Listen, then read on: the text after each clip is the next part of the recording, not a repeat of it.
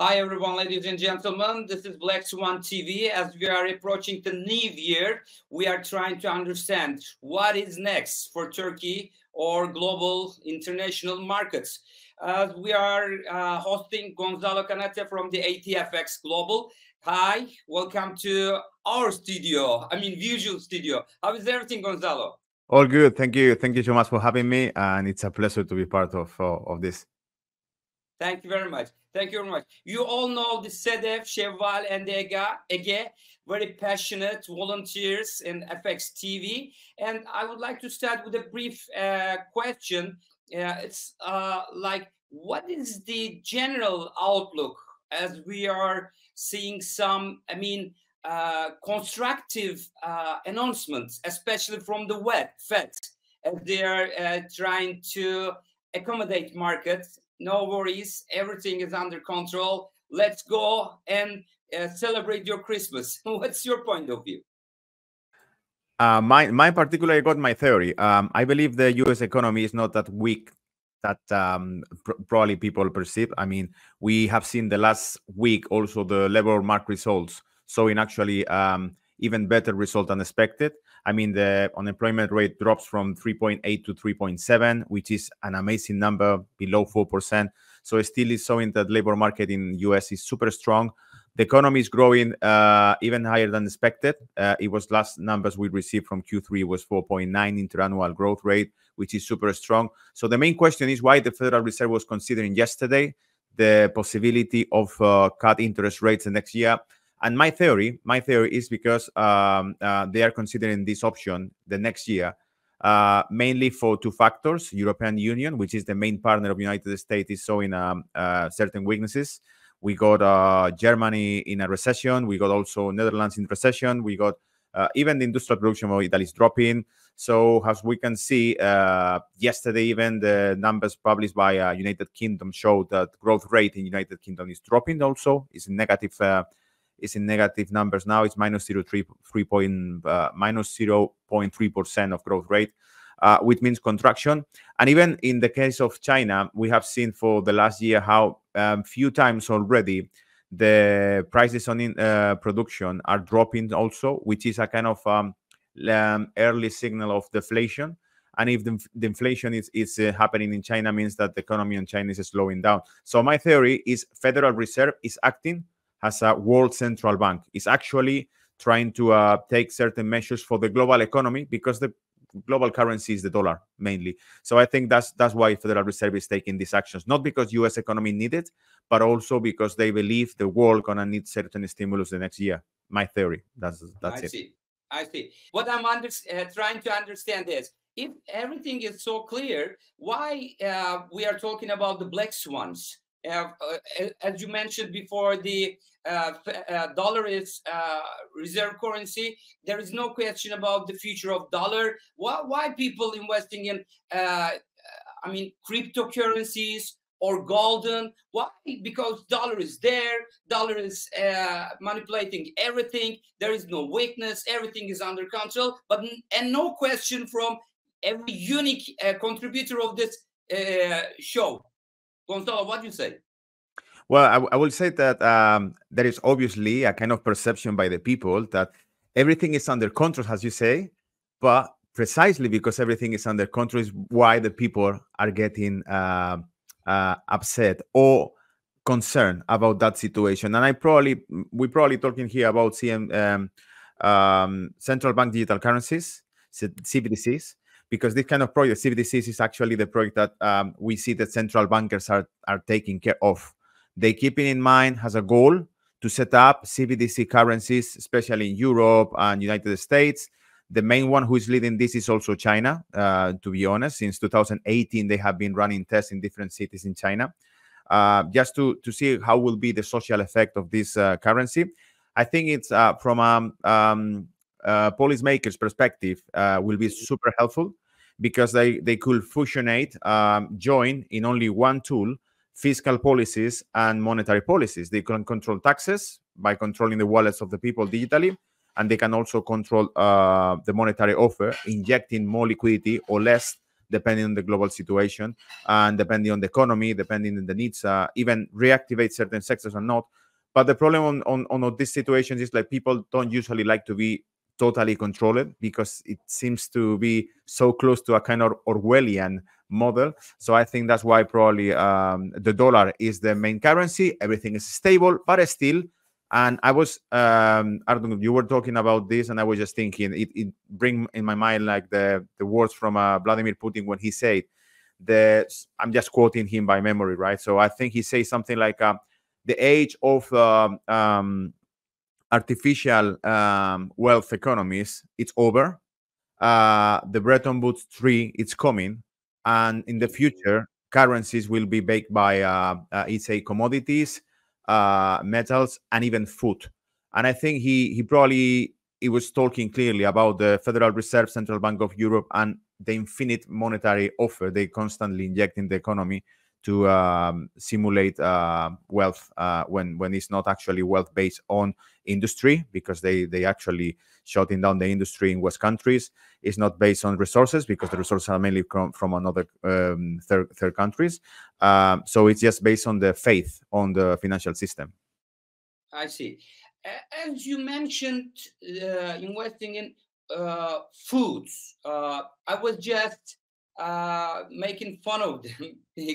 Forgive me, because we are very short and strict people, as far as I can see. Because I'm in the CNBC, I was on the show. Everybody is trying to understand where to put money. Just tell me 2 stocks to invest, or just tell me 2 crypto to invest. But what I can see is our team, I mean, my colleagues, Sedef, Şevval, and Ege, places a strong emphasis on sustainability and sustainable investing. For that reason, I'm sure this time they have their own questions. Sedef, what is your question?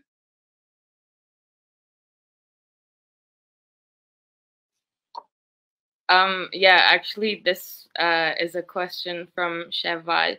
But as the ESG principles are getting more attention and more value from people and investors, how do you think we could incentivize for them to invest more on green assets and green investment tools?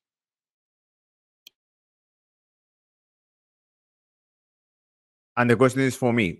Yes, please. All questions for you. Well, in this case, guys, you are the experts, because honestly, I have to admit that I'm very skeptical on green energies, basically because I have seen that, especially in Europe. I'm from Spain.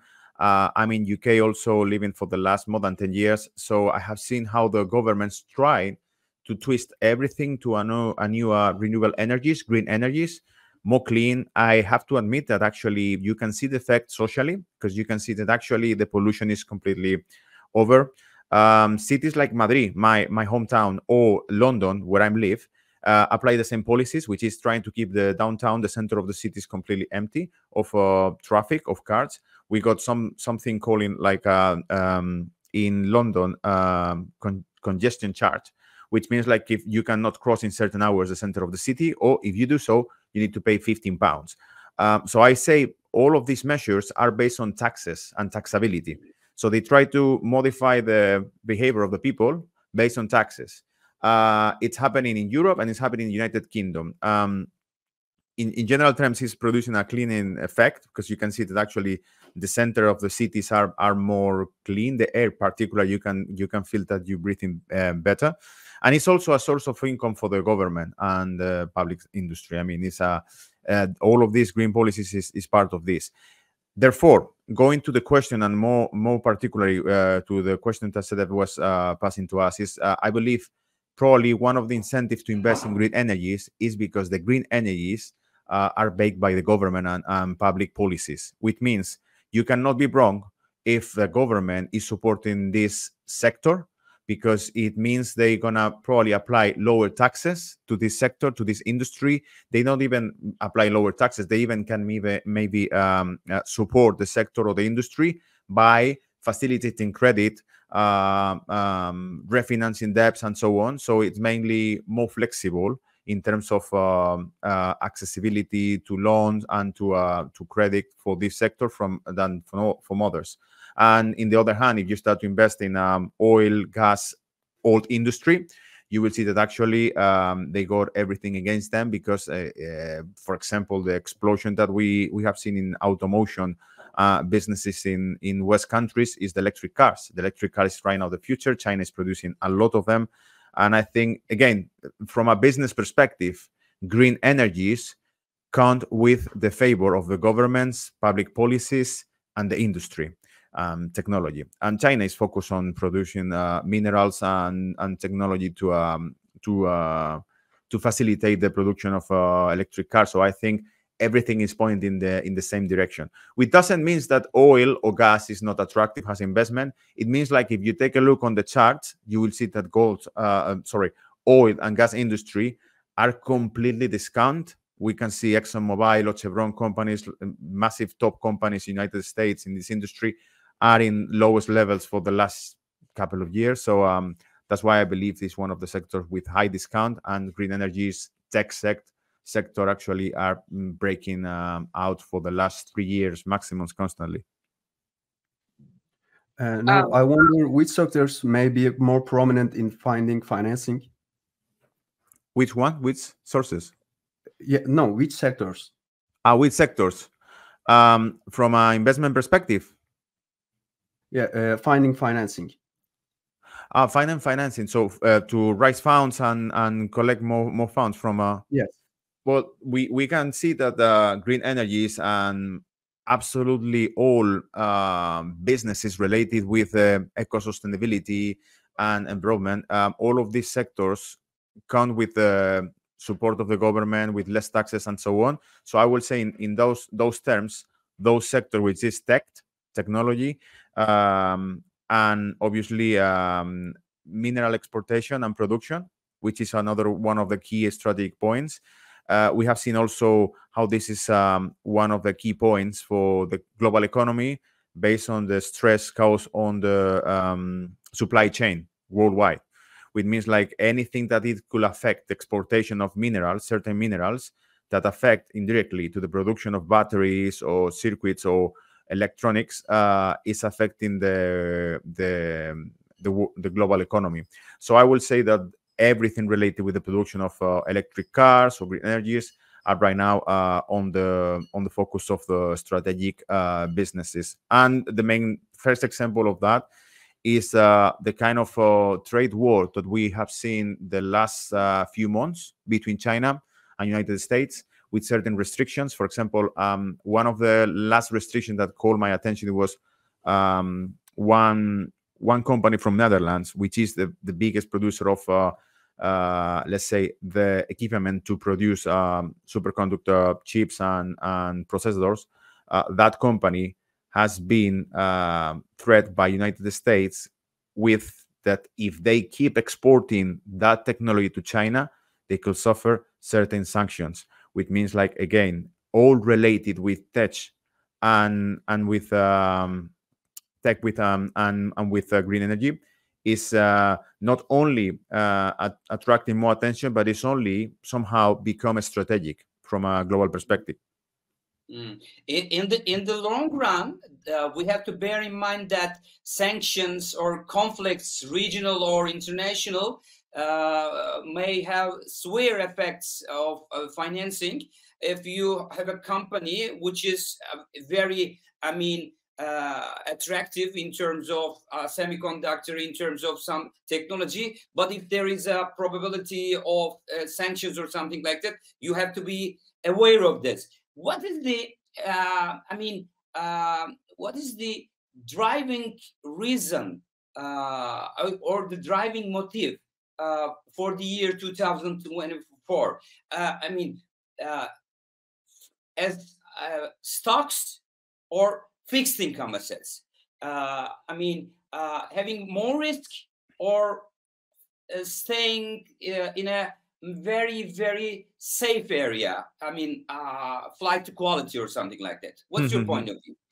Well, my point of view, especially after last night with the words from Federal Reserve and Jerome Powell, I will say I was starting even this morning, open one of the, I don't know, it was Bloomberg Economics, Reuters, somewhere I read what Jerome Powell knows that we don't know. I mean, why the Federal Reserve is actually giving or put on the table the option of cut interest rates right now with the U.S. economy actually strong. Why? They know something we don't know. So I will say that they probably expect, like this is something we mentioned when we started the program, the show. I believe that probably they are predicting or they are aware of possible global recession the next year because of the slowdown of Chinese economy, and also because the European Union is in a crisis right now. All European area, because even United Kingdom is in economic contraction. So I believe they probably expect a global recession in terms of economy, and because of that, they need to put certain stimulus there. On the top of that, we also got the next year the U.S. elections, and one of the main threats for the global order is the more than possible victory of Donald Trump, because Donald Trump left the White House with a trade war against China, changing completely the rules worldwide, and it could affect in many different factors or angles to the global situation, because if Donald Trump wins the elections, first of all, we got an open conflict between Ukraine and Russia that is causing a massive deficit and cost for West countries. Particularly, even we have seen this week, I think it was on Monday, or it was last Friday, I don't remember exactly, but the Congress in the United States, Republican Party mainly, reject the law project for send new funds to Ukraine. Even Europe now is discussing today and tomorrow and debating the option to send another 50,000 millions to Ukraine and another 20,000 for the army in Ukraine, plus integrate Ukraine in European Union. I mention these things because I believe all of these factors could be black swans in the next year, because we don't know what could be the reaction of the world in many different sense. If, for example, tomorrow we wake up and we see that actually Ukraine is negotiating with Russia and is capitulating, let's say, or assuming that the war is ending and Russia is going to keep the territories occupied, and the NATO fails to support Ukraine in this case, because then the message they send to the world is the whole NATO and the massive budget of more than $200 billion sent to Ukraine cannot even fight against Russia. And it means like the whole world is in a kind of a new balance of powers, with China and Russia actually can face United States without problems, and NATO. So I think that scenario is another scenario could shock the world. One thing I was reading recently was actually that during the Donald Trump administration, one of the topics, it was the position of Donald Trump about the war and about NATO. Donald Trump was mentioned that if European countries are not paying the contributions to NATO, they at some point should expect protection from NATO, and therefore NATO could be removed from Europe, which is something that John Bolton, who was the Secretary of Defense of Donald Trump, admit that it was actually one point. He actually say on Fox News or CNN, I don't remember, that Donald Trump probably in a second mandate will remove NATO from Europe. If these things happens, I mean, all of these scenarios are completely different. It's changing the history of Europe and the history of the world in many sense. So I think that factor, Ukraine, and we are not even talking about Middle East, Israel conflict, position of Iran, exportations of oil, which actually could affect this. I mean, green energies are doing well because oil is dropping, which means like even the demand of green energies could be more profitable. But in the case of a scenario like this, if, for example, Iran attack or close the Hormuz access to the exportation roads of the Brent barrels, it means like the barrel could just jump to $150 per barrel, or even 200, which is one of the worst scenarios. We have seen in between 2011 to 2014 how the oil was rising to 120, 125 due to the Spring Arabic revolutions, Libya, Syria, Iraq. So even the countries from North Africa were getting kind of social strikes and so on. So I think that's a scenario. It's something similar to what we could see next year if the Israel conflict actually rise and escalate and implicate more people in the area. And the last few days, what we have seen is how Yemen actually is applying a kind of trade sanctions against Israel, because they basically don't let any boat cross. And then all the boats from Israel need to, instead of cross the Red Sea, they need to go all the way around Africa to reach the Israel port, because they cannot cross that particular zone due to the Yemen attacks on the boats. So I think the situation is actually quite dangerous from a geopolitical perspective. And Donald Trump is probably one of the characters that could change the whole picture, because he promised in 24 hours finish the Ukrainian conflict. So everything could change radically if the guy comes back. And I don't see any option, because obviously Joe Biden is a man who is falling asleep in many interviews. And so I don't know. That's the way I see it. It's a good time to sleep or take a nap in the daytime, or even the nighttime. I've been to London last month. I had the chance to watch you in a panel, which is, moderated by the Hormuz, as far as I can remember. And it was very attractive and inspiring and aspiring at the same time, because the salon was full of spectators. I mean, everything is trying to understand what's next for the global politics. What about the Ukrainian? What about the, Israeli conflict? Blah blah. Till the month of November, everybody will be closely watching the U.S. elections. Who is going to be the next nominee for the, Republicans, Democrats? Because I've been mostly expected to see another candidate from the, Democrats, or the ex-Kennedy might be another conservative nominee for the Republicans, might be another issue. True. But as long as the sustainability issue, we are trying to understand where to put money rather than short-term or myopic investments. What do you say, Shevval? So thank you. And individual investors usually prioritize getting higher returns in shorter time frames over investing in a purpose like green finance. And in your opinion, what needs to be done to encourage more individual investors to green investments? Okay, tell me 2 stocks to invest, or 2 T-bills or bonds to invest, and which country of the world? Tell me this. Okay. I will say United States, because it's still, you see what they did the last year. It was amazing. Even printing more money, even when they start to increase interest rates and make the dollar more expensive. What they did actually, it was actually very smart. From a strategic perspective, the T-bond, it was given the best returns in West countries, even more than 5% 10 years bond, which is incredible, something we didn't see since the 90s.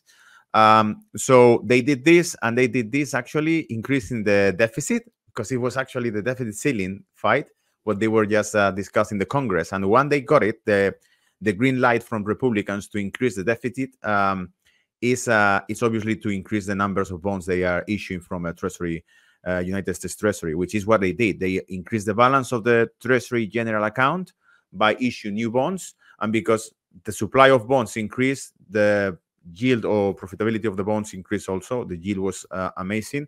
So United States for the last few months had been paying more than double of returns on their bonds that, for example, Germany. And the other options, if we take a look on the main bonds in the world, the most safety ones is United States, Germany, and Japan. Japan is even given less than 1% in return. Germany was giving around 2% something in the best moments, and United States was giving 5% of return. So obviously, all the money was flowing to the dollar. Dollar was getting even stronger. So it's a kind of there was no need to increase more interest rates, because if the dollar is getting highly demanded in the world, it means like the effect it's causing is a reduction of liquidity, and therefore there is no need to increase interest rates to dry the equity markets.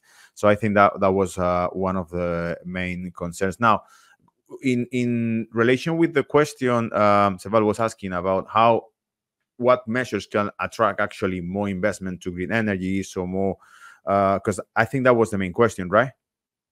Yes, exactly. Yes, right. I'm gonna reply with a tricky answer, Artur. So I would say that obviously the best thing could happen for green energy is to grow properly is a massive increase in the price of traditional energies.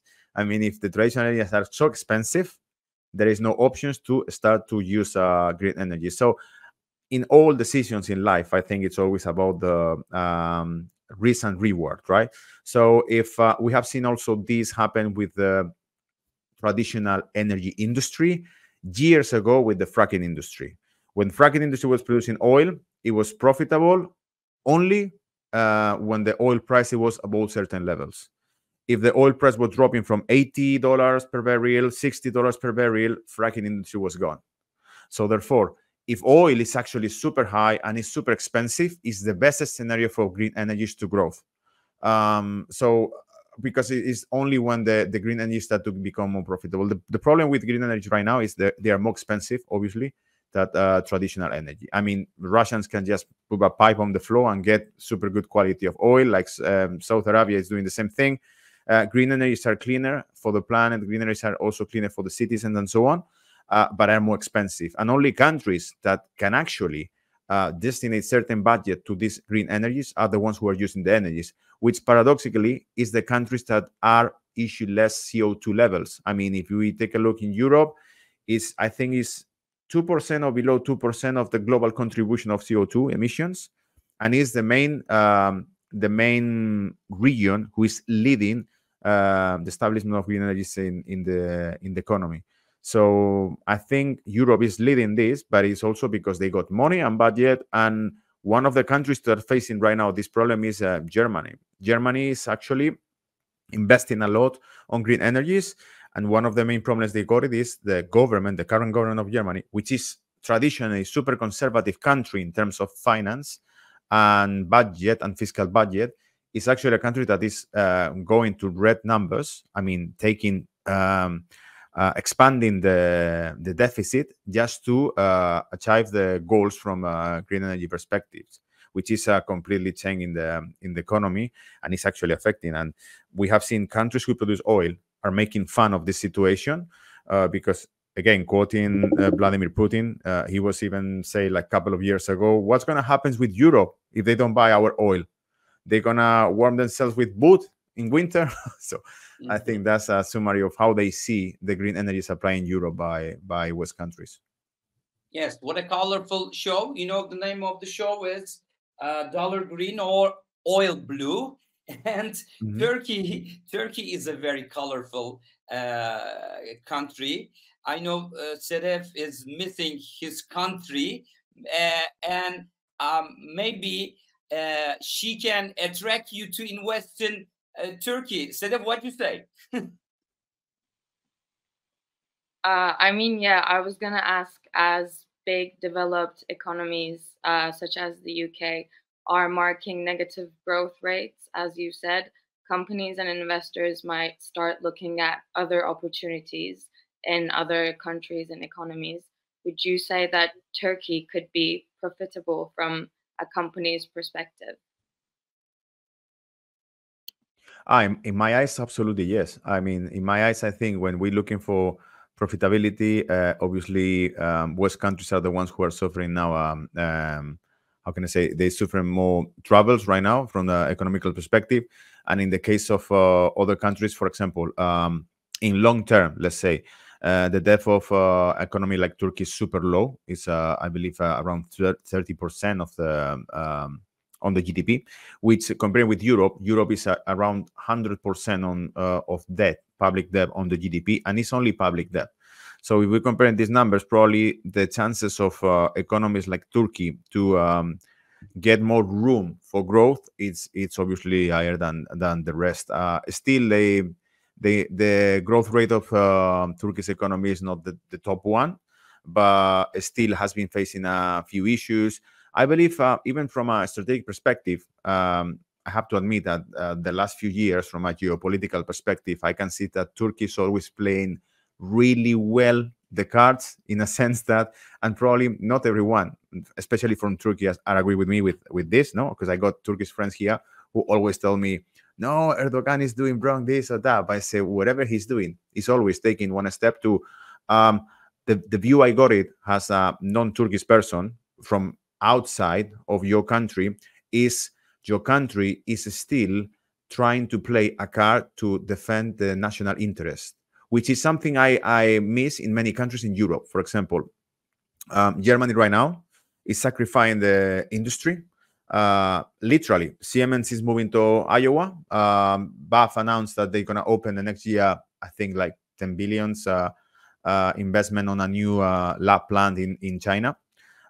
So they are migrating out of Germany, and everything is related, I believe, with the situation with Nord Stream 2 and so on. So we have seen how my country, for example, Spain, has been applying certain measures like closing hydroelectric stations to produce energy by water mainly, because they say it's affecting the ecosystem and so on.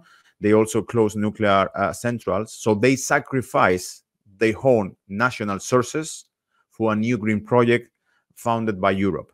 But if you take a look at other countries, they say, whatever is the global policies applying in Europe, they say, we will only be agree with that policy if you can explain me how that gonna benefit our national interests and our citizens' lives.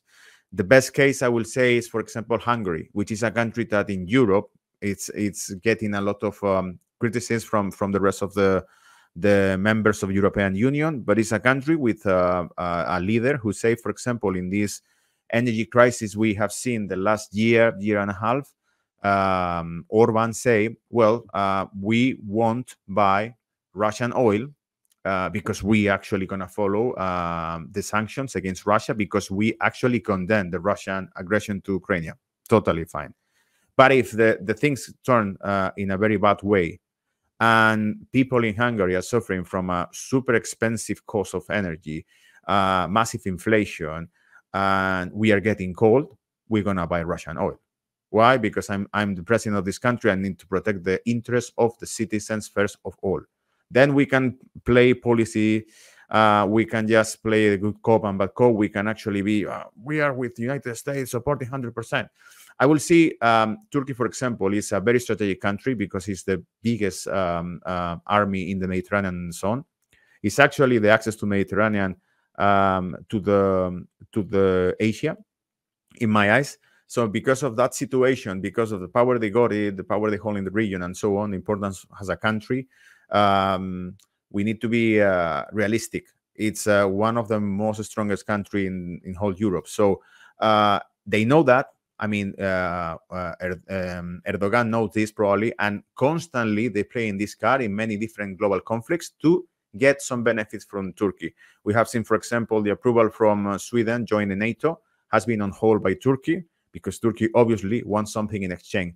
One of my best friends here in London, who is from Turkey, is always telling me, Erdogan is a man who is always give you the hand only in exchange of something. Whatever he's doing, he's always playing two hands in a table. So you don't know when he's... and it's exactly the fact it goes to, in my eyes, if I review the actions taken by Turkey in the last, I would say almost 10 years, because I still remember the conflict from 2015 when the military coup happens in Turkey, and it was actually suffocated, thanks God. And still, the consequences from that, it was different. He was meeting Vladimir Putin after that military coup. It was certain kind of comments made by Erdogan against United States because the support they were giving in north of Syria to certain groups, paramilitary groups in the north of Syria and so on. So I think it's a... I mean, I don't want to go so deep and so complex in my answers, but I believe it's very interesting to see how Turkey actually could use his strategic position in many different sense to play with European Union, with NATO, with United States, but also with Russia. also with China. So it's keeping international relations as a key strategic tool to gain more influence in world economy, I would say. Yeah, a strategic position is one of the most important assets of Turkey. On the other hand, the reserve currency is the United States' most weapon. Can manipulate all the countries, especially Europe, because they don't have any army at all right now, but trying to build up. And other issue is this, money traffic all over the world. If the reserve currency is dollar, no problem. But if there's an alternative like cryptocurrencies, what you say again? When speaking of the energy consumption, I have a question about digital assets. In the light of ESG principles, would you classify Bitcoin as a sustainable investment option? Also, how can Bitcoin mining become more compatible with variable renewable energy sources, addressing its demand for the consistent power supply? Also, are there any technological solution to align Bitcoin with sustainable energy goals? Well, it's a very complex question, I would say. But in my eyes, I believe, for example, all the criticisms that Bitcoin has been suffering for the last couple of years, 3 years, related with the energy consumption, and if it's not sustainable and so on, I think it was, in my vision, okay, I'm sorry if someone is not agreeing in the audience with this, but I think it's just propaganda to try to keep Bitcoin away from the official financial industry, from the official financial services, and from the fiat money. So it's another point to criticize Bitcoin. Always because it's just a bubble. Also, it's not eco-sustainable, and so on. But we have seen that mainly market. If you believe in market, and if you actually are capitalist, let's say, right, you will say that market is always find the more efficient way to produce the things. And in this case, Bitcoin is one of the good examples. We have seen recently, for example, El Salvador. Salvador has a country who set up, the first country in the world who set up the Bitcoin as a national currency and the currency of reserve. One thing they were doing, it was just mining Bitcoin underwater. Why? Because under the water is colder. So they're just mining under the water, and so the consumption of energy is lower and it's less. So it's a way to decrease that. But also in the past, we have seen how Russia, for example, Ukraine, other countries were mining Bitcoins using caves, using mountains, areas that is super cold. So therefore, the consumption of energy is dropping. So I will say that from that perspective, people who want to produce money, and Bitcoin today, regardless what central bankers say, is Bitcoin because it's getting widely acceptable around the world. And by definition, money is absolutely every single source of exchange and value. So if I can buy services or assets using Bitcoin, Bitcoin is money. If two parts are accepting Bitcoin as a measure for transact certain goods and a measure of value, then Bitcoin is money. Tomorrow, stones are considered like kind of a measure also to estimate value in certain goods or assets, then stones will be money. So Bitcoin is money because people think so. Exactly the same reason why paper is money. Paper on our pockets is money because the person who is in a store accepts that paper has value. Okay, fine. So that's why Bitcoin is money. So in relation with that, the Bitcoin is money. Therefore, everyone who wants to produce money, everyone who wants to generate Bitcoin by mining, if the consumption of energy is too high, they're gonna stop to do it because it doesn't worth the reward they receive by mining. The only options is they get smarter and they produce Bitcoin. We know by the protocol of Bitcoin is actually decreasing the speed of Bitcoin generation, proof of work. So because it's decreasing the speed, it's less profitable mining Bitcoin. So the only way Bitcoin could be profitable for mining in the future is if you can produce it consuming less energy. So that's why I believe the answer for the question is internally contained in the Bitcoin concept. Bitcoin needs to be profitable only if consuming less energy. Yeah. Lastly, would you like to compare Bitcoin with gold about its environmental stuff and also rate of its investments? Yeah, we could do that. I mean, because the main question is, but the underlying, I mean, reason why he is asking this question, if there is a black swan, like, stop investing dollar as there is a World War III or something like that. Should we have dollar? Should we have gold? Should we have Bitcoin? Which one of them? Please tell me. Pick one of them. Okay. And this is a very tricky question, and it's a question that I have been asked for last I don't know, since the crisis of 2010. When Greece was going to default, right? Everyone was talking me, gold. We need to save the money on gold.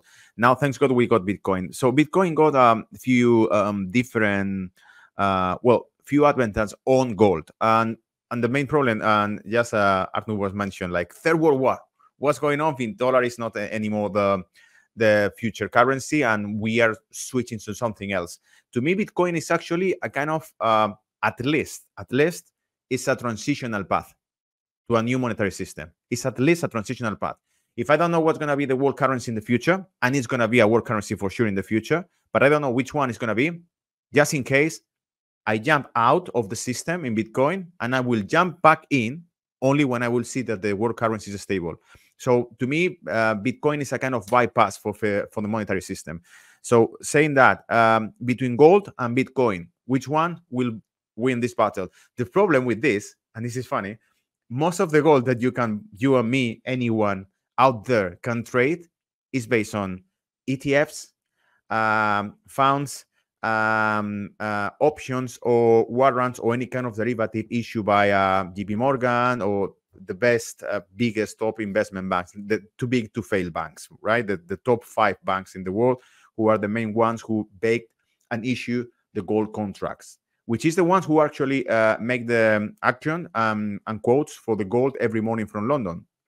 So I will say, you cannot buy gold unless you buy physically gold and you hold that gold in a cage. Because otherwise, if you are afraid of financial system and you're afraid about dollar, and then you decide to invest in gold, how you invest in gold? You invest in gold by your bank, and that gold is quoted in dollars. So what happens if the financial system collapses? The money is in the bank. Do you have gold actually? No. Have you ever seen that gold? No. So again, it's completely out of our control. Unless we can actually get certain amount of gold physically, there is no way we can escape from that. So in the case of Bitcoin, it seems to be more easy to manage to get your DeFi wallet completely out of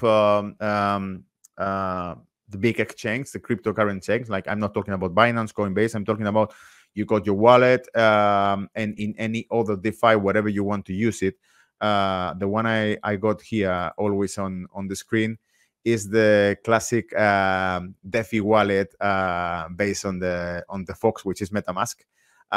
It's completely anonymous, and you just keep any crypto there and so on. Therefore, Bitcoin there. So probably it's much easy jump to Bitcoin than jump to gold if you actually see by yourself that gold that you can access, 95% of the gold you can buy or sell is not actually gold, is contracts or paper, as we call in the market traditionally paper. It's just paper. It's mainly paper. Time ago, I made a kind of research.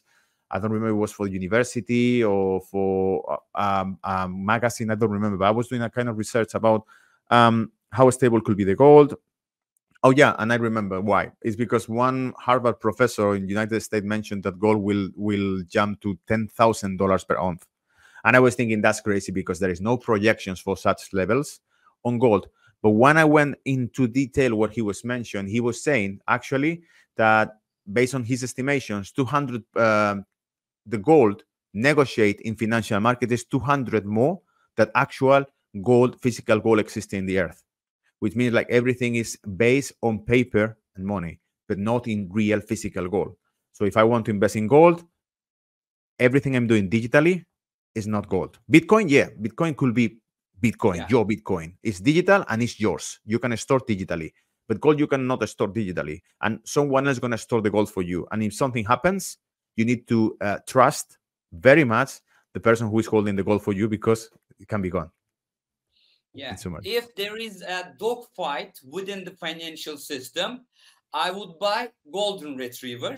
But if there is a war over there, if that, it means that there's a dog fight between gold versus crypto, I would buy either physical gold coin or Bitcoin. This is the exactly summary of the story. It was a great pleasure for us to host you. Thank you very much indeed. My pleasure. Wish you a happy new year.